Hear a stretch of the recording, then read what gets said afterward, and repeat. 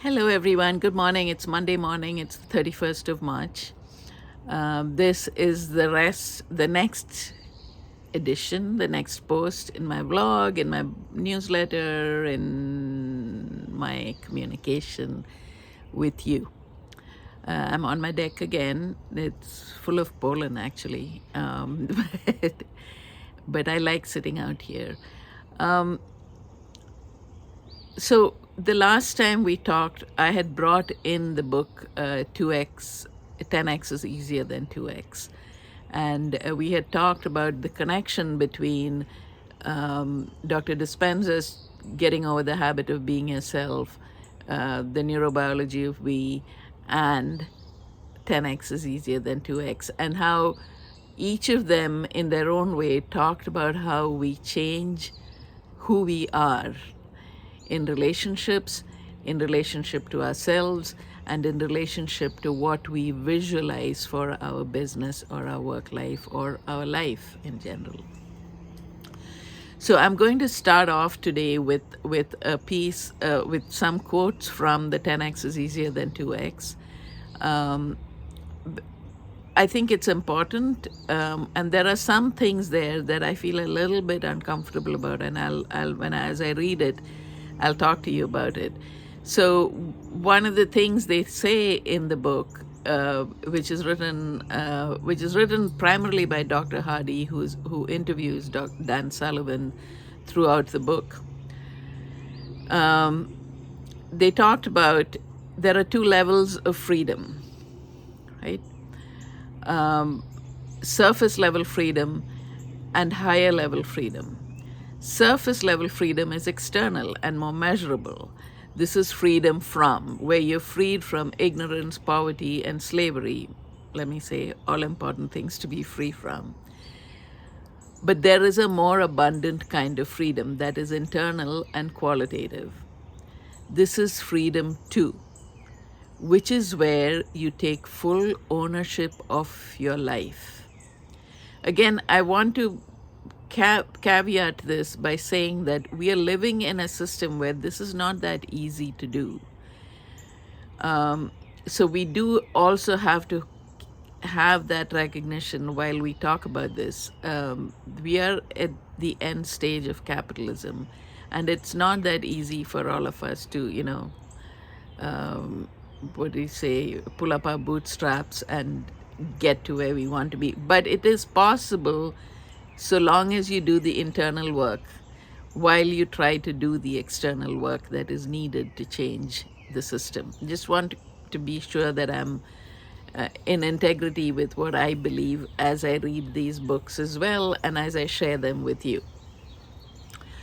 So then he talks about, Dr. Hardy said, Dan Sullivan discovered 4 fundamental freedoms that we are all about, and it's freedom of time, freedom of money, freedom of relationship, and freedom of purpose. A lot of us on this newsletter email list are all people who have heard about who are all either emerging entrepreneurs, established entrepreneurs, or somewhere in between. And we have all heard about the laptop lifestyle, and we all aspire to a laptop lifestyle.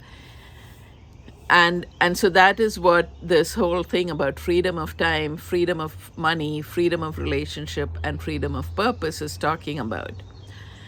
And then they go on to say, higher level freedom requires commitment and courage. You choose your standard and live based on that standard, regardless of the associated risks or costs. No one can give you this higher level of freedom. A matter of conscious choosing, freedom too is purely internal. You could have all the external freedoms imaginable and yet not be free. 10x is the means and freedom is the end. Every time you go 10x, you consciously choose to live your life at a particular level or standard, no matter how abnormal.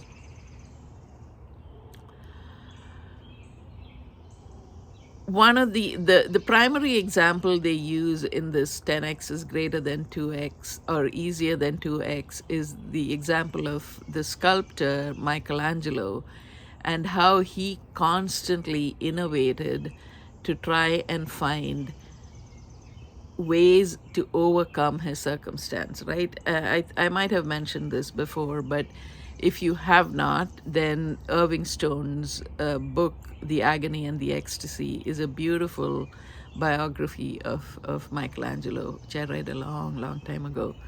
But it's worth checking out. And they do quote from the book in this first chapter of 10x is easier than 2x. Now, here's something that they also say, which I have a little bit of a problem with, and I'll read it out and then we can talk about it. They say freedom of relationship facilitates freedom of purpose because relationships open and close doors.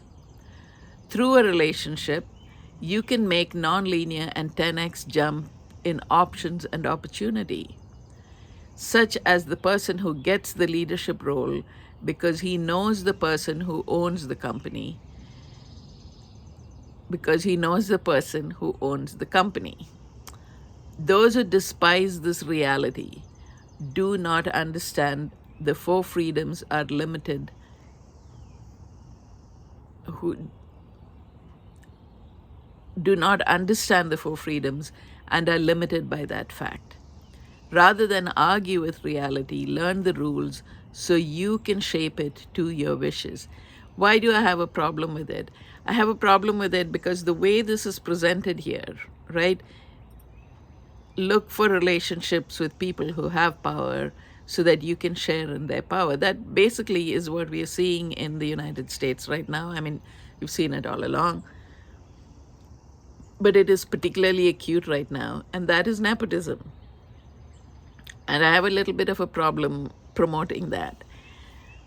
At the same time, when you do the work that we will talk about now with Dr. Dispenza and Dr. Siegel to change our relationships and to be in communities and groups that are uplifting everyone instead of trying to reach the top because you have the better relationships. When you are able to do that, where all boats are being lifted together, then I think the way you create those relationships in that community where everyone is supporting each other and has the best for everybody in their mind, that is a different way to use the relationship freedom, right?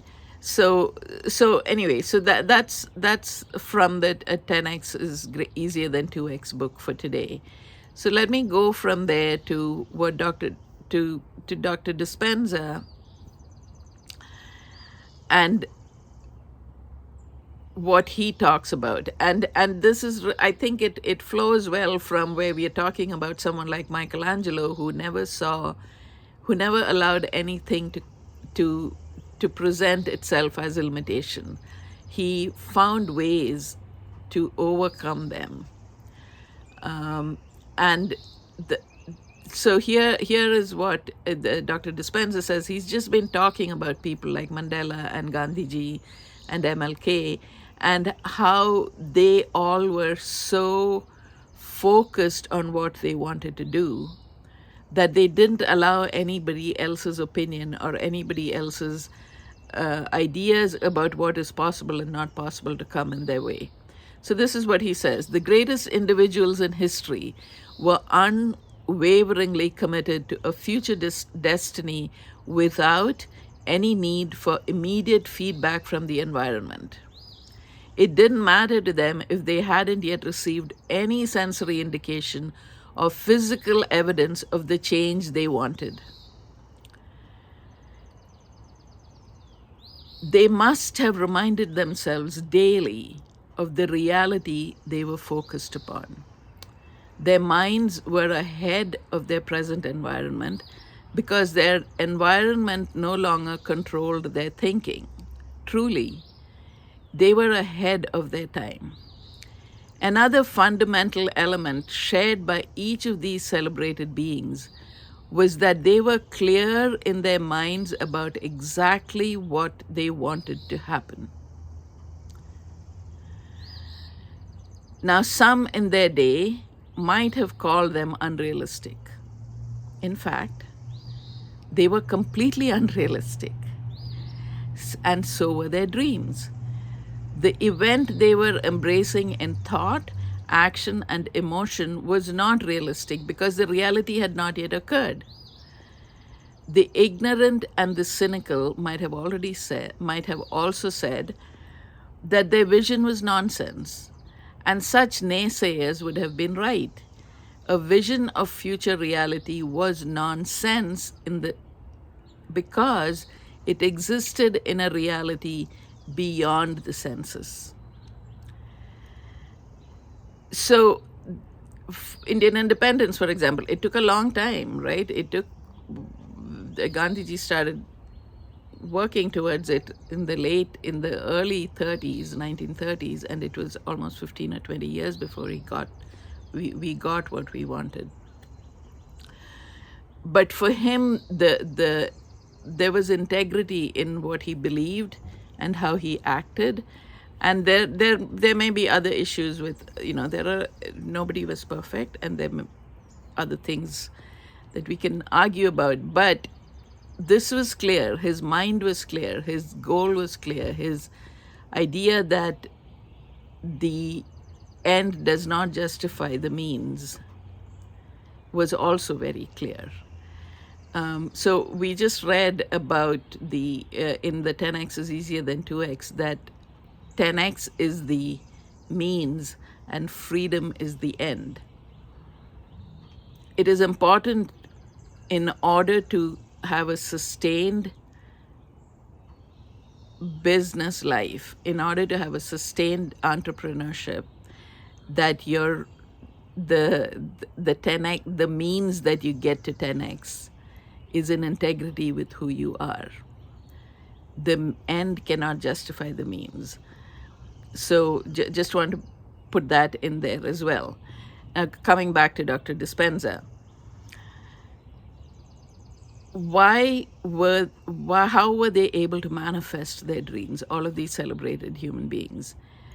It's because neuroscience has proven that we can change our brains and therefore our behaviors. Let me read that again. Neuroscience has proven that we can change our brains and therefore our behaviors, attitudes, and beliefs just by thinking differently. In other words, without changing anything in our environment, through mental rehearsal, that is repeatedly performing an action, the circuits in the brain can reorganize themselves to reflect our objectives. We can then make our thoughts so real that the brain changes to look like the event has already become a physical reality. We can change it to be ahead of any actual experience in our external world. Why is that important? It is important because, as Dr. Dispenza says, our brain is like a Wi-Fi signal. So when our brain believes something different, we become much more receptive to opportunities and to behavior that actually creates the reality that we have been wanting.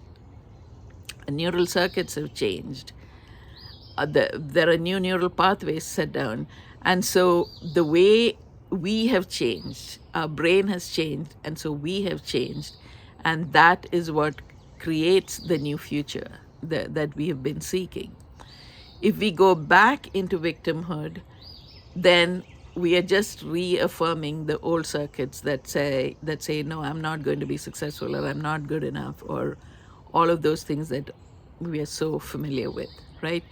So he talks then about, in all of his books, he gives an example in Evolve the Brain. He has plenty of examples in the book You Are the Placebo, where people mentally rehearse. So there is an experiment where the multiple experiments, but there's the experiments have control groups and experimental groups.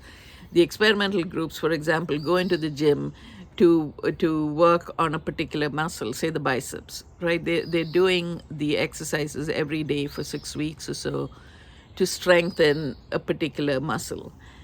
The control group, they just mentally rehearse doing that without doing the exercise. They're not even moving their arm. They're just imagining that they're doing the exercise. And the amazing thing is that there is an effect. Their brain changes as if they were actually doing the exercise, and there is an effect on their muscles. They do get strengthened. So it's amazing how powerful this connection is between the neural circuits we lay down and how our body reacts and how our environment will change as a result of our body reacting to that.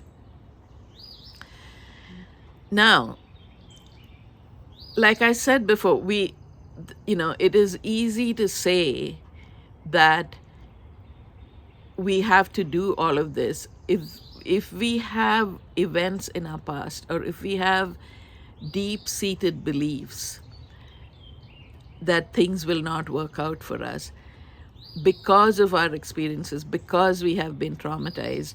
There is a need to go in there, and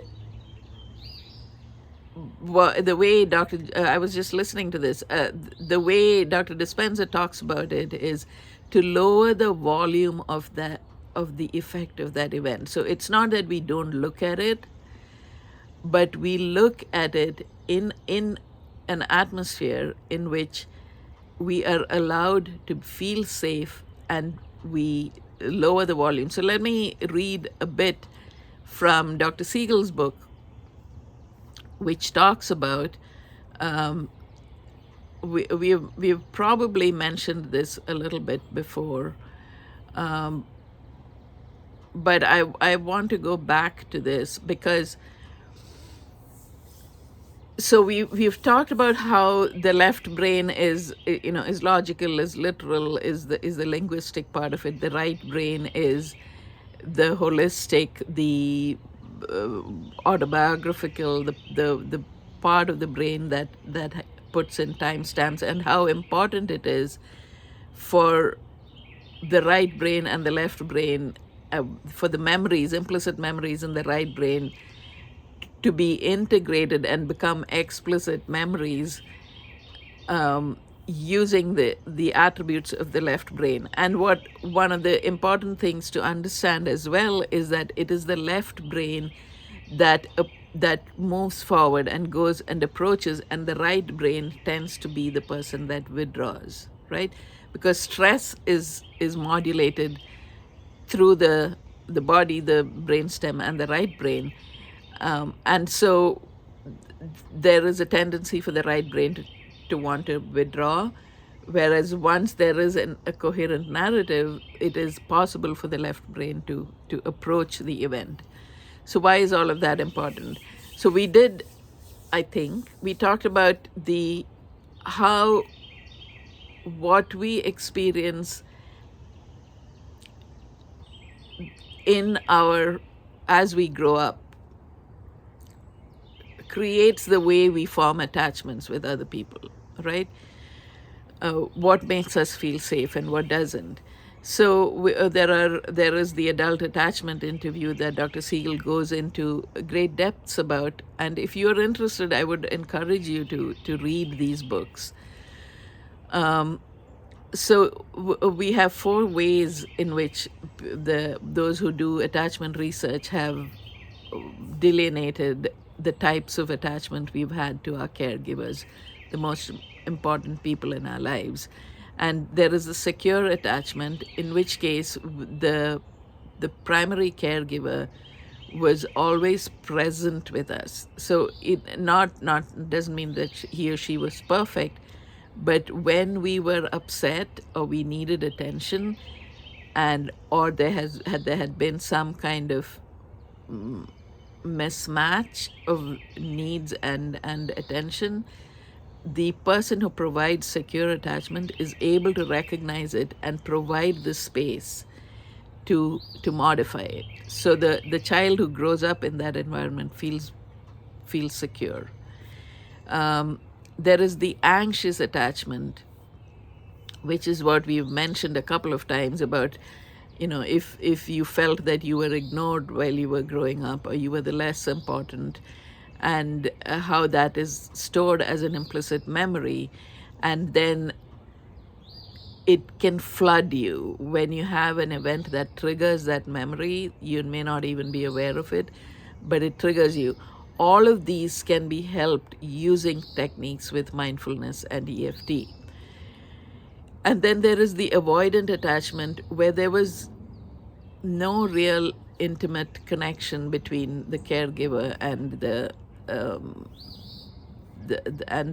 person who's being cared for. And one of the things Dr. Siegel talks about in this is that the right hemisphere is not integrated. It's disconnected from the left. There is no autobiographical memory.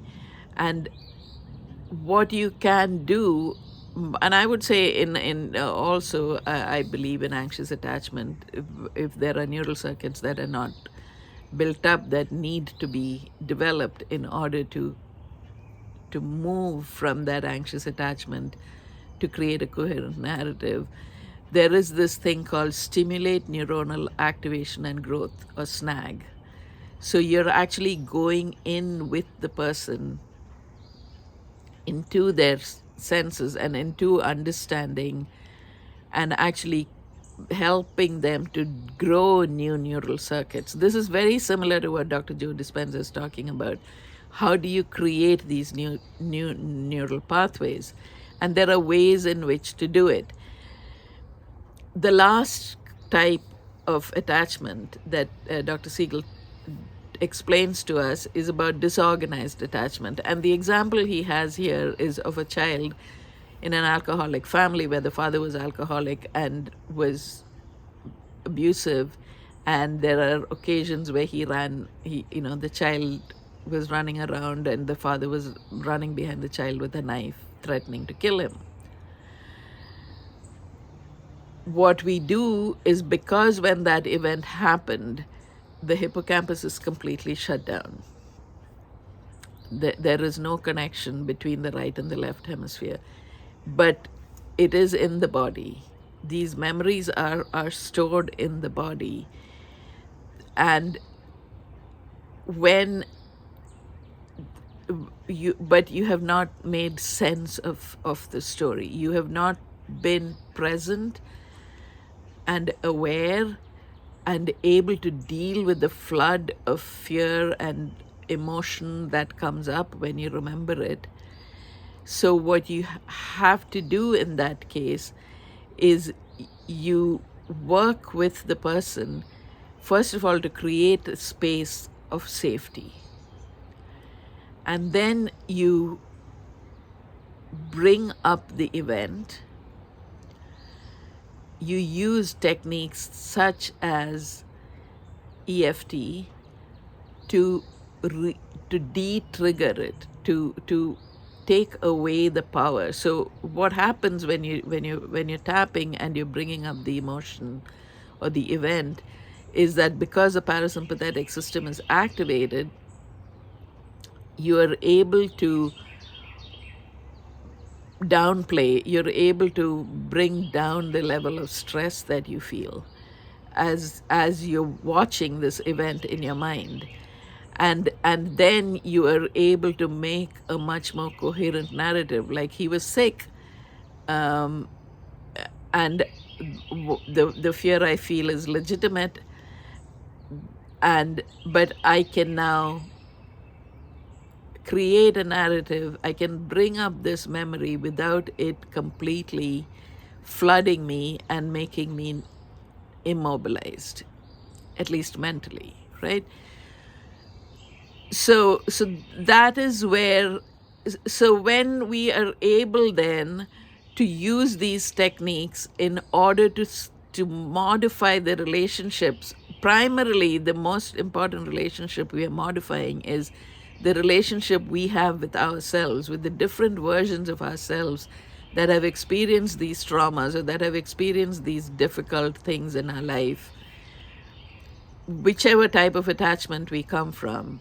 And when we are able to bring these implicit memories, use techniques like EFT to integrate them and create a coherent narrative, then we are able to do the work that we need to do to become the 10x person. What we are doing is we are changing ourselves.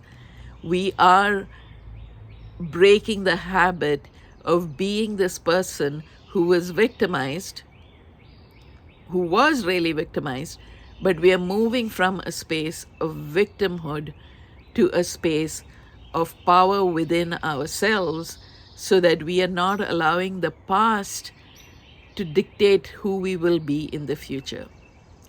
This is deep work. This is work that has to be done with extreme sensitivity and generosity and space and time. And so it's not that's why just talking about the event does not help. We do need to, like Dr. Siegel says, what we are looking for is vertical integration. We are looking for integration of the bodily sensations with the limbic area reactions with the right hemisphere, and then connecting the right hemisphere and the left hemisphere and creating a coherent narrative. He talks about how his mentor, Dr. Siegel, had this statement: memory retrieval can be a memory modifier, right? So we are making sense of that memory, and we are allowing it to be the truth, but yet not be something that triggers us. And then we can also, I like to say, create a future memory into which we step into having done this work. And this can all happen simultaneously. This is not necessarily linear.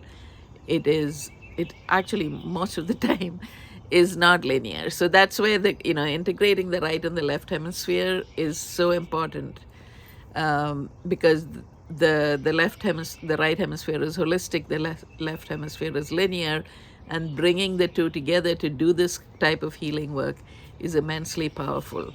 So I'm going to end it there.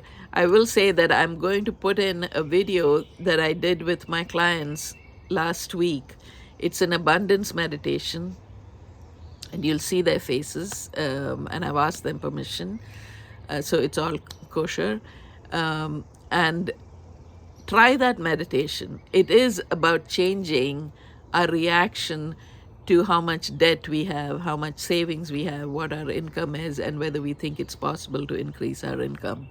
That was what we were doing in this session, and I think it's a really good example both of how I work with my clients, but also it's a meditation that you can use again and again and again to become this person who is abundant before actually seeing the environment change. So the idea behind that meditation is to do what Dr. Dispenza talked about in terms of people like Gandhiji, who saw the event and were in the event, who were free before India actually gained freedom.